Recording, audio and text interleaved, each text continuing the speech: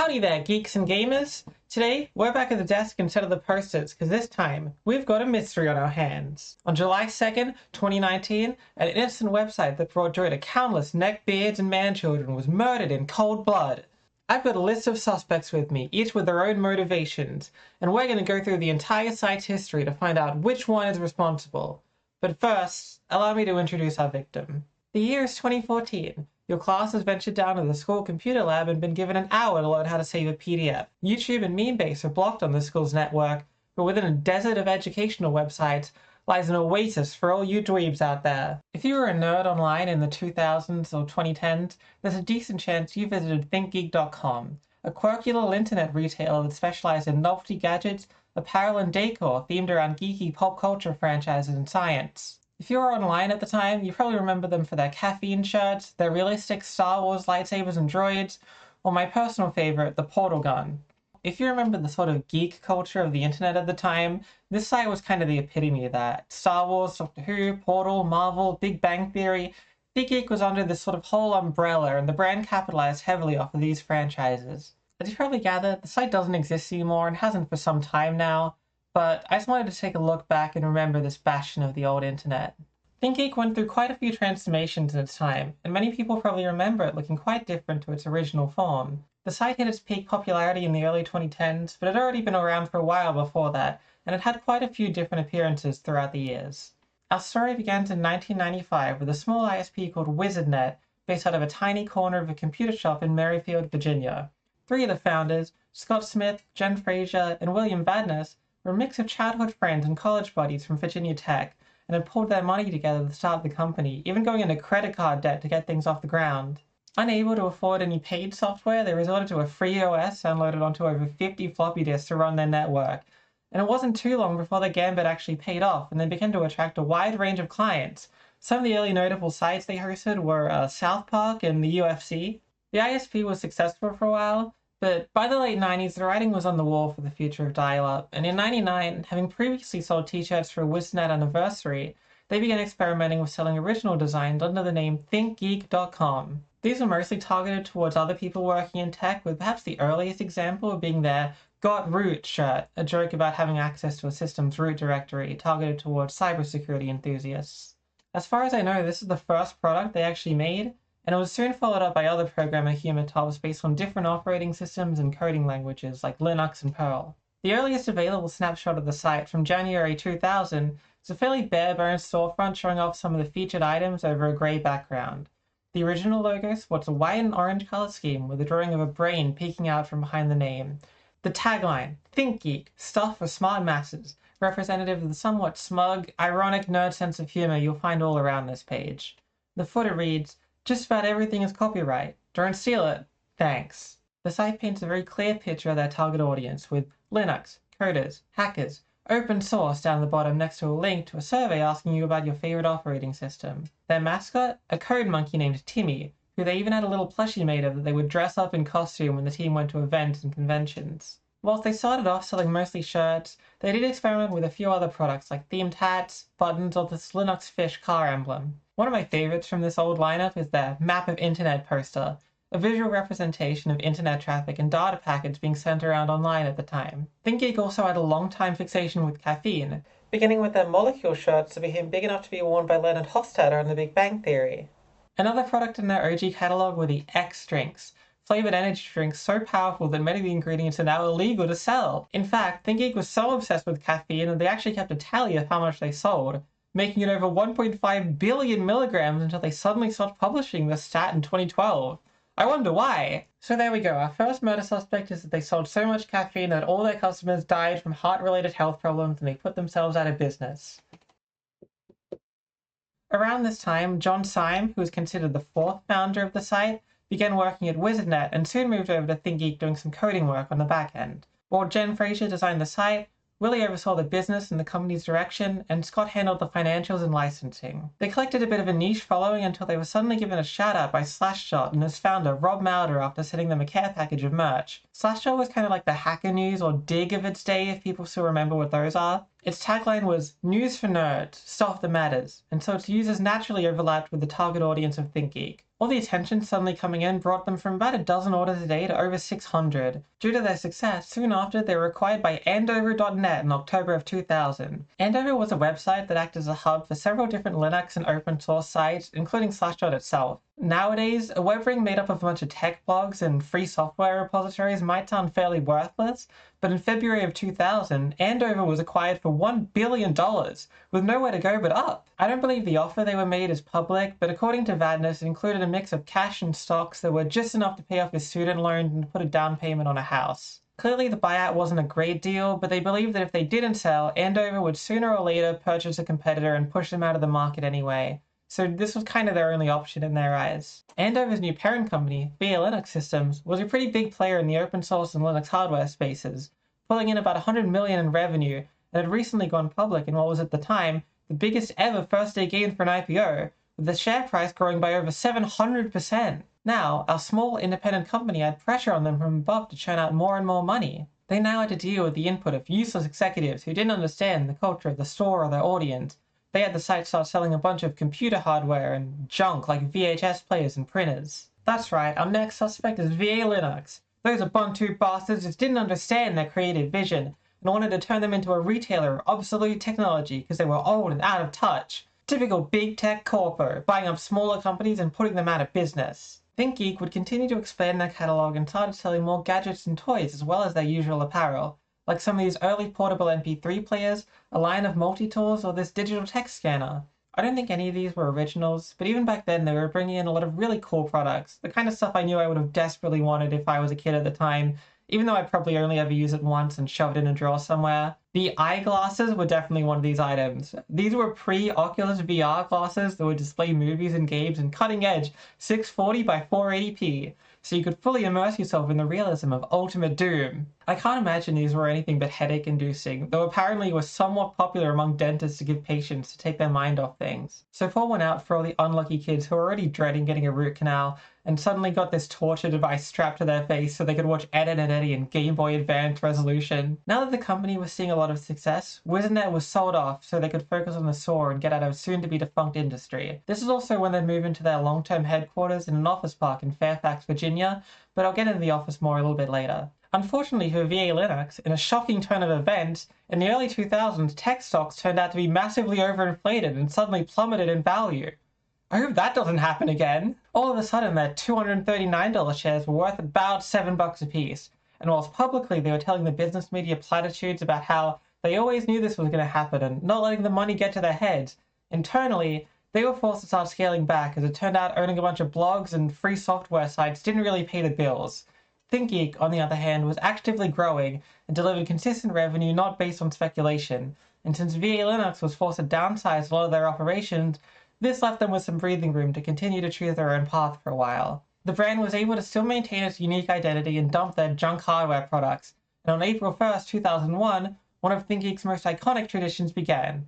If you opened the site up on April Fool's Day, you were presented with a collection of joke items, a pair of black boxes, a piece of the space station, an Atari 2600, a Value America golf shirt, and the Cisco 1000. Cisco was the office dog, he's very cute. The biggest hit out of these, however, was the caffeinated meatloaf, which people apparently thought was real and started emailing into the site asking why it wouldn't let them buy 3 pounds of coffee meat in the mail from the store that sold the "All Your Beta Belong to Us" t-shirts. This kicked off a long line of pranks where every year they'd advertise a new batch of April Fool's products, and because the listings looked indistinguishable from other products aside from being silly, were often thought to be real and had customers disappointed to learn they couldn't actually purchase an infinite power generator. Some of these had such a positive reaction that they later got turned into real products, like in 2009 with these stupid Tauntaun sleeping bags or the canned unicorn meat. That one did get them a cease and desist from the National Pork Board though. Apparently they had the exclusive unicorn meat production rights in North America. In 2002, what seemed to be one of their earliest original products appeared on the site, the Smart Mass Thinking Putty. It was a science-themed slime that would do fun things like bounce around or smash if you hit it with a hammer. This was a mainstay too. I remember it still being around when I was browsing the site. I really wanted it too. I just really liked slime as a kid for some reason, don't judge me. Around this time, a button appeared on the sidebar that took you to a Mega Tokyo section of the site. For those like me who are unaware, Mega Tokyo was a webcomic that was pretty popular in the 2000s, centered around jokes about anime and video game culture, but with a more serialized story than other comics from the time, like Penny Arcade. Just looking at this page makes me so nostalgic for the kind of art styles that used to be dominant online. The spiky hair and old anime facial features really takes me back to a simpler time. This store mostly just sold t-shirts and posters, as well as actual print copies of the graphic novels once they'd been published. While it only lasted a few years and seemed to have been gone from the site by 2005, it's still important to note because this seems to have been Thinkgeek's first collaboration with a geek media property, something that would become a core part of their business in later years. They also made this cute customer fortune section that would just read out random comments from people who bought stuff, the kind of pointless, quirky feature you don't really see in web design nowadays. The next year they started advertising Geek Points, their new rewards program where you'd rack up points for shopping and gain access to some exclusive products. Most of these were pretty cheap little toys, but it's cool that they at least offered something unique for loyalty. Alongside this came an affiliate program where you could earn commission by linking to the store on your own site. And if you look at the original Geek Test webpage, it still has one of these links at the bottom today. Products also now had an action shots section that would show you adorable shots of happy customers wearing their merchandise and demonstrating their goods, or a lot of the time just to show off the fact that you had an epic geek girl GF. In 2004, TG came out with one of their first big hits, the Force FX lightsaber. These were adult-sized lightsaber toys made to look and feel more like premium movie replicas, while also including features like lights and sound effects controlled by a motion sensor. At the time, the market for high-quality adult collectibles wasn't as well catered to, and from what I can tell before this, there wasn't many other options aside from the retractable classic kids toys, at least as far as official merchandise goes. Fan-made replicas also tend to come with a much higher price tag, so these costing a little over $100 made them a perfect choice to those looking for a fun prop to play with or display in their homes without breaking the bank for something screen accurate. They're also durable enough to have actual lightsaber fights with if you wanted, unlike most replicas, and they also came in 4 colors so you could laugh as different characters from the movies. Just the fact that they managed to get the Star Wars license for this shows you how much Thinkgeek had grown. Especially with the prequels coming out, this was probably the biggest nerd IP you could have at the time, and they were so popular they were brought back in 2009 with new styles, so you can now be Yoda or have Darth Maul's double-ended lightsaber if you wanted to. To promote the return of these, they put out this fight video on their YouTube, which is super charming and well choreographed. It also demonstrates that these things look great on camera without any additional video effects. I'm not sure why it seems to have been shot in the back rooms though, I hope they made it out of there okay. Throughout the 2000s, they continued bringing in items from other designers and updating the site with new stuff almost daily.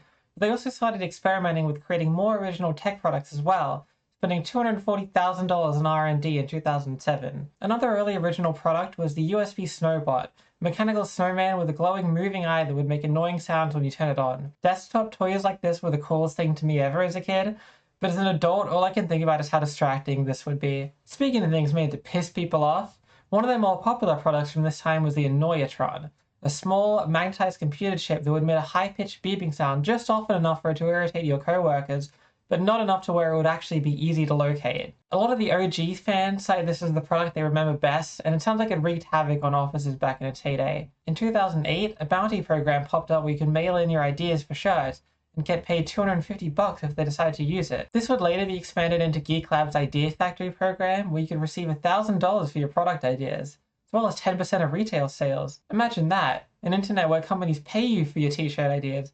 Now they can just have an AI steal them based on your viral tweets. 2008 was also the start of Thinkgeek's YouTube channel, where they upload demonstrations of products that were better shown off in action, their first ever video being for a mini FX processor, and some others being for life-size Halo weapons, and one of my favorite April Fool's pranks, the Super PP Brothers.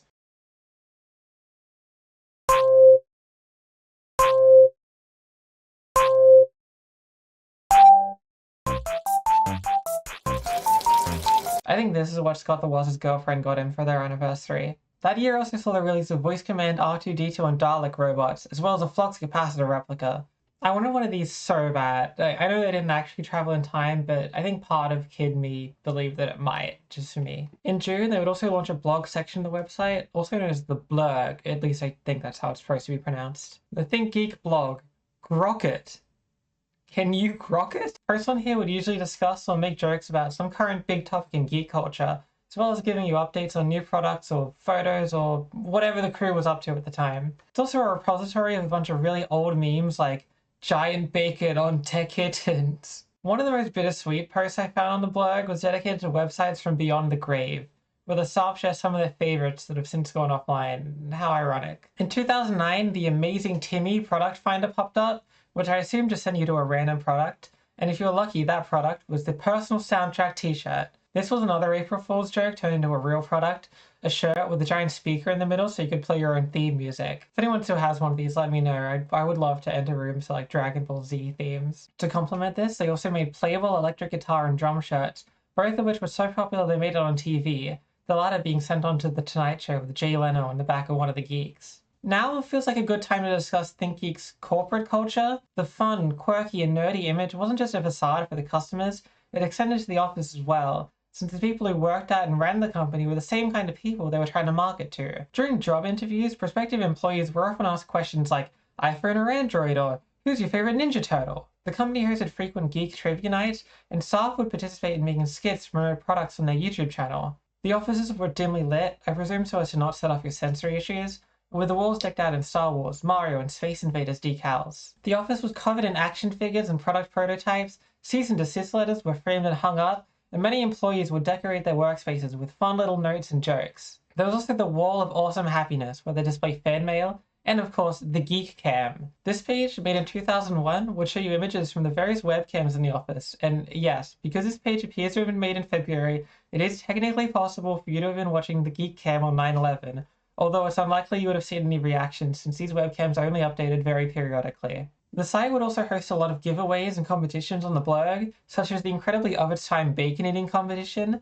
and they also worked with a bunch of charities over the years, donating monthly to fan-selected organizations and providing local schools with science and technology resources. All of this not only served to cultivate a culture where people felt passionate and excited to make the company succeed, but also helped create authenticity for the brand and a community that is known to be selective about placing who is and isn't a real geek. Nerds are famously exclusionary, and especially back then, quick to accuse others of being fake fans and posers, so it was a real testament to how genuinely invested the people working there were that they had such a good reputation in the community. In September 2009, a new blog post appeared teasing a new look for the site's upcoming 10th birthday. That's right, Thinkgeek would soon be 10 years old and would be given a visual overhaul to celebrate. The old site still maintained much of the same appearance it was given in 1999, which, while cute, was always pretty bare bones and looked a little cheap and lifeless compared to other online storefronts a decade later. The new Thinkgeek incorporated blue and dark grey into its color scheme to make it easier in the eyes, and added some buttons at the top to make it more convenient to browse the site's endless product catalog. I think this layout is probably the most iconic iteration of the site. It's definitely the way I remember it looking when I used it, and it stayed this way through the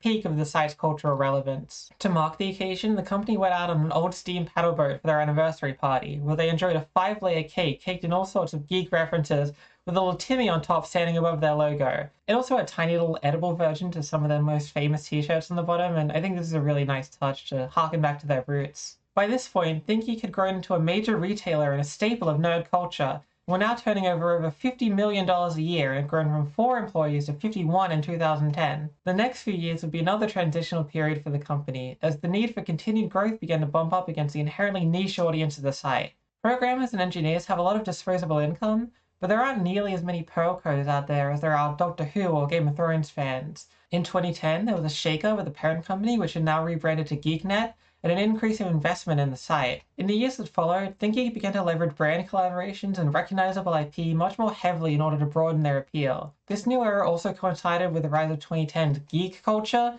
which the brand was perfectly situated to capitalize on. This would become the age of the Avengers, the Big Bang Theory, Rick and Morty, and the idea that smart was the new sexy. All of a sudden, a counterculture developed around having extensive pop culture knowledge, nostalgia for 80s and 90s properties, and quoting science facts you learned from game theory. Over the next few years, an increasing portion of their new products would be related to some kind of nerd IP, adding store categories for different franchises like Star Wars, Star Trek, and my personal favorite of these, Portal. Portal 2 is one of my favorite games of all time, and as a kid, I'm pretty sure this line is what drew me to the site originally, since I was so obsessed with it at the time, and no one else was really making good merchandise based off of it. I always thought Aperture Science, the fictional company that the game takes place in, had great branding and design. It's got an iconic logo and all sorts of robots and posters you could totally make great collectibles out of, and this was a perfect fit for a company already themed around making science. Most stores would have just slapped the game's logo on a t-shirt and printed some posters and left it at that, but Thinkgeek really went the extra mile with this line. They had multiple different clothing and decor options that looked like they could have really existed within the universe of the game, including Chell's iconic tank top, and they also sold these replica portal guns. I wanted one of these so bad as a kid. I remember looking at listings for them secondhand all the time, but they were always like $500 because the release was fairly limited and shipping costs to Australia were high. They would light up, make all the sounds, and you could even swap out the magnetic panel so you could mimic the different characters. I've never actually held one of these, but they always looked like they felt really premium and exactly how you'd expect these guns to look in real life.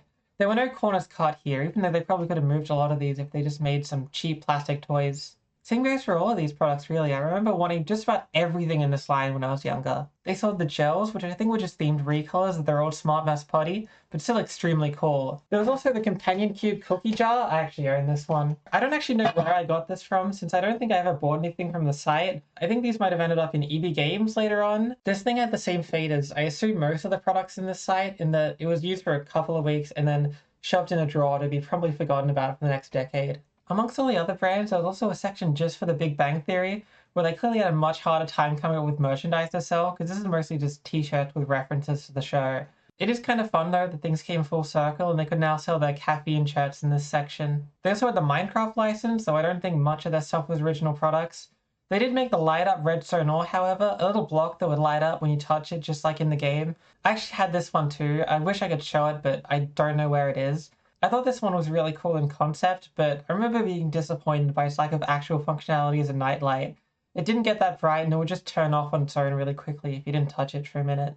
I never watched Game of Thrones. I was too young for it at the time, but this seemed to have been another big merch mover. It was always front and center on the site when I visited, and the setting provides a lot of ideas for items. A lot of the items they had were little metal trinkets like the sword letter openers or a mini replica of the big chair. One of the properties they had actually got them into a bit of trouble when they started selling these hats based on one worn by the character Jane from Firefly, a hat which had garnered a small community online of people who like to knit and sell them to other fans. A few months after Thinkgeek started selling them, sellers on Etsy started receiving emails stating that they had infringed on the copyright of Fox, and their listings for the hat had been deactivated. This started a bit of controversy within the community, as a lot of creators had already been making these for years with no problem and were shocked to suddenly be told they couldn't anymore just because another company started selling them too. And because that company was Thinkgeek, a lot of the fans directed their outrage at them, contacting them and asking them why they were being such dicks. This prompted them to make a blog post where they clarified that they weren't involved with or aware of the cease and desist action. That all came from Fox.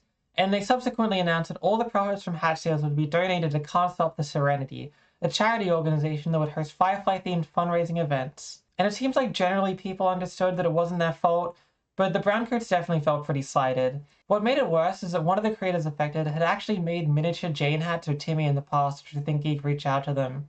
Nowadays, there are a lot of listings for Jane hats on Etsy again, so it seems like they might not be actively enforcing this anymore, but they were definitely pretty strict for at least a few years afterwards, and this seemed to be enough to scare off a lot of the community that existed at the time. And this contradiction between Thinkgeek's identity as a fun, quirky site by and for nerds and its transformation into a huge retailer that worked with major brands would come up again in a 2013 article by the Washington Post. GeekNet went through another leadership change in 2012 that saw former General Electric executive Catherine McCarthy step into the CEO role. Meanwhile, the two remaining founders left on board were fired. This new CEO stated her intention to expand the demographic of the business beyond the adult male tech nerds, but a couple of employees interviewed expressed concern that the direction they were headed in threatened the core of what the company was and would see it lose its unique appeal, with one saying, "We can't be everything to everyone," and others highlighting how they view their niche as their strength.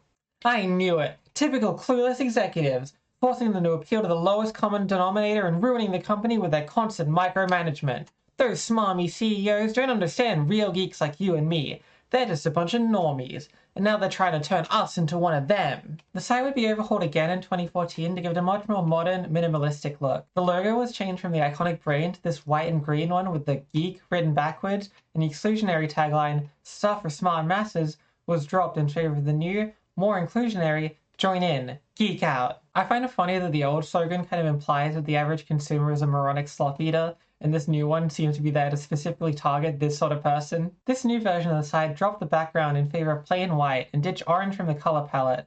The amount of products and information displayed per page was reduced to make it more accessible. By this point, pretty much everything on the front page was related to some kind of nerd property, and their original products had been filed away into the Geek Labs section, most of which were now fairly generic merchandise items like bags, mugs, and slippers.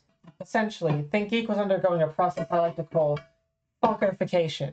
They were gradually shifting away from their focus of creating unique gadgets and toys themed around geek culture towards making pop culture merch with a broad market appeal. I've been trying not to let my bias show through here too much, but pretty much everything they sold on the site post 2013 was extremely lame, and I would be embarrassed to own just about any of it. This process was only accelerated in 2015 when Hot Topic announced they were acquiring GeekNet for $122 million, buying up all outstanding shares at almost double the existing market price. Of course, it all makes sense now. First they turned the real Goss into Morgoss, then they killed the Morgoss, and now they were coming for Thinkgeek. They'd inflate the share price and force them to start selling a bunch of Jack Frost spirit jerseys to keep up. Or at least that was presumably the plan until GeekNet revealed that an unnamed buyer had outbid them. Ooh, how mysterious! Some shadowy megacorporation had one-upped them by $10 million, and Hot Topic was given 3 days to respond with a higher offer. Or at least, it was more like a few hours, really, because this announcement was made on a Friday and the deadline was 9 a.m. Monday morning. Hot Topic made it clear they weren't interested in negotiating this hostage deal with the terrorists and refused to raise their offer, so the $134 million acquisition went to the mystery terrorists, which was now revealed to be GameStop. They were now owned by GameStop. GameStop went on to tell the press that this deal would add over $100 million to its annual sales and serve to expand the company's reach in the collectible space. The sun went down while I was recording, so now it's a new day. Anyone who frequented EB Games or GameStop in the 2010s probably remembers the actual video game side of the store slowly shrinking in order to make room for more and more collectibles, merchandise, and toys.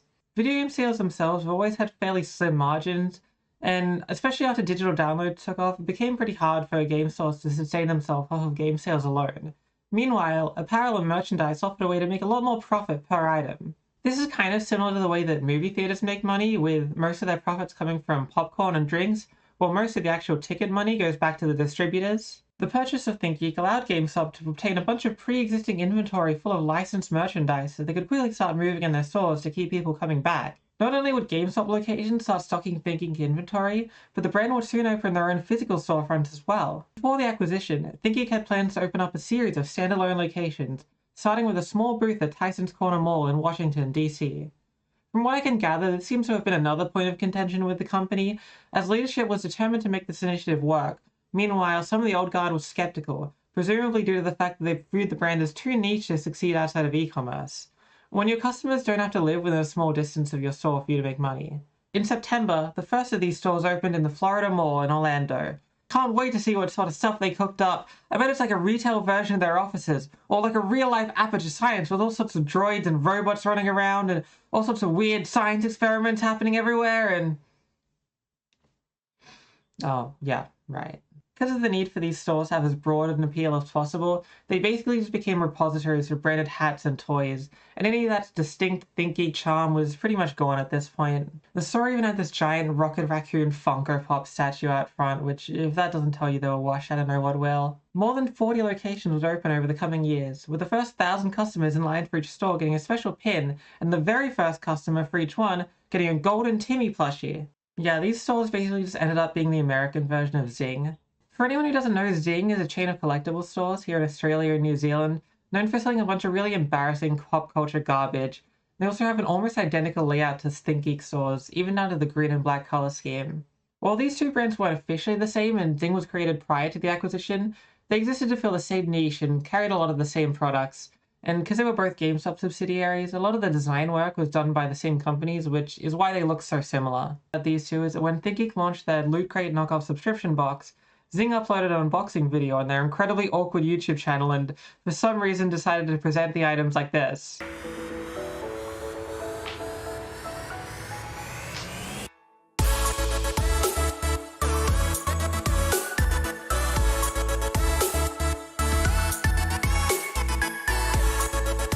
This whole channel is full of incredibly uncomfortable and awkward videos filmed by a bunch of people who clearly don't want to be on camera. They also used to upload movie trailers for some reason, and all of these have like 37 views at most. Most of these storefronts looked pretty much identical, though their Broadway location in New York was actually a combination Thinkgeek and GameStop, the latter being on street level and you entering Thinkgeek through the basement. The actual content of the store was the same as the others, but the entrance was themed to look like one of New York's subway stations, using the same white tile and signage, making it a Geek Street and Epic Avenue. As a fan of the MTA, this brings me a lot of joy, only slightly hampered by the dumbass Stormtrooper statue standing in the middle of it. Strangely enough, this combined storefront format would actually make its way overseas, with at least 2 stores opening in Ireland, both of which were in Dublin. One of these was just a GameStop mall location with a small section for merch in the back, but one of these actually had an entire second floor just for Thinkgeek stuff. Weirdly enough, this one used to be a zing until at least 2017, one of only 2 in the whole country. I'm not sure why they even bothered. It's not like Thinkgeek would have had any significant brand recognition in Ireland. But it does prove my point about the similarity. When they were so interchangeable, you could literally swap one brand out for the other without anybody noticing. GameStop closed down all their locations in Ireland in 2023, so none of these stores exist anymore. But they were all pretty much the same as their American counterparts anyway. The domestic stores would continue chugging along for a while, with some of them holding fun community events like gaming competitions and cosplay contests, but Thinkgeek's operations generally seem to be scaling back at this point. In 2018, they said goodbye to their beloved Virginia offices and moved into GameStop headquarters in Texas. 2019 was the year that would sadly see Thinkgeek put out of its misery. In June, the company was restructured to shift its buying to GameStop, and they announced a 75% clearance sale, with the website finally shutting its doors on July 2nd. Tragically, they were just 1 month off from their 20th birthday, and the blog never even got a chance to say goodbye, since it stopped updating in 2018 after announcing their attendance at PAX. The physical stores, however, were to remain open and managed to hold out for a while, but after the pandemic put a major strain on retail businesses, most of the remaining locations announced that they'd be closing their doors by September of 2021, with many heartfelt goodbyes going out on their Facebook pages. In July 2022, the last standalone store would close in Laredo, Texas, leaving the final remnants of Thinkgeek in the basement of the Broadway GameStop, which made it all the way into 2023 before powering off. Today, you can still find some of their old stock on GameStop's website under items tagged GeekNet, but otherwise the brand has been completely retired, and with GameStop struggling financially, it's unlikely to see it ever coming back unless some interested buyer makes an offer on the IP and wants to revive it. So, open and shut case, right? It was GameStop that did it. They only bought them out to get more merchandise to shove into their stores, and once they got what they needed, they smothered them under a Snorlax pillow. Wait a minute, what's this? A secret surprise suspect?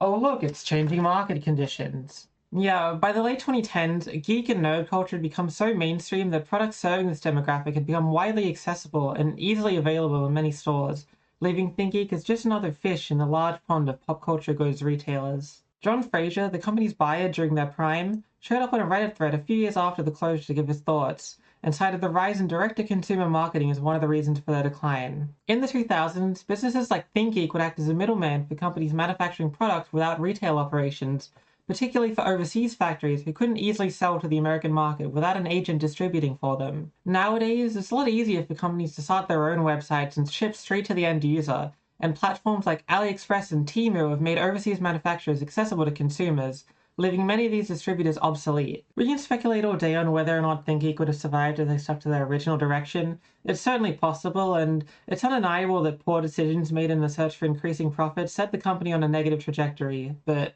at the end of the day, the environment that the site was made to exist in has changed, and they can only stick around for so long in this new market.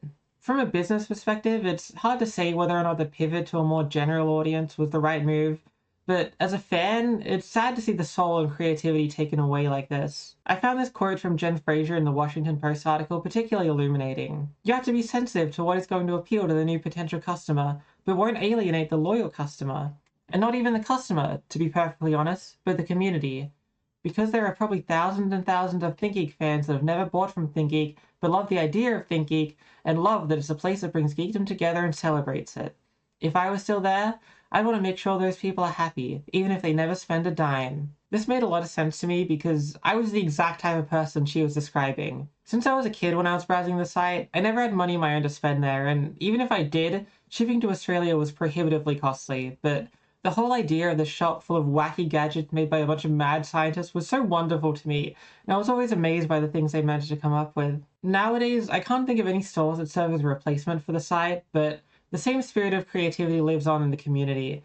There's now more people than ever out there creating their own gadgets and fan projects on social media. The hardware modding scene has exploded, and there's still plenty of people out there selling their own creations from their own storefronts. Many of the company's former staff have gone on to keep working in toys and merchandise, and supposedly a lot of them still keep in touch and reminisce on the glory days. As for Thinkgeek itself, well, now it's just another website from beyond the grave.